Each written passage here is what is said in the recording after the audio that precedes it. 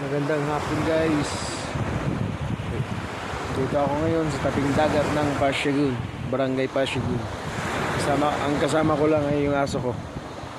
Yung aso ko na hindi nang iiwan. Ako lang mag-isa guys.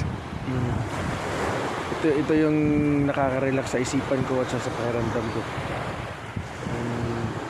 Marami ka nang iniisip ng mga nakaka-pressure sa buhay. Ito yung nakakapag-relax sa akin guys dito sa tabing dagat. Nakaka-feel ako ng relax. Basta, yun yung nakakapag relax sa akin.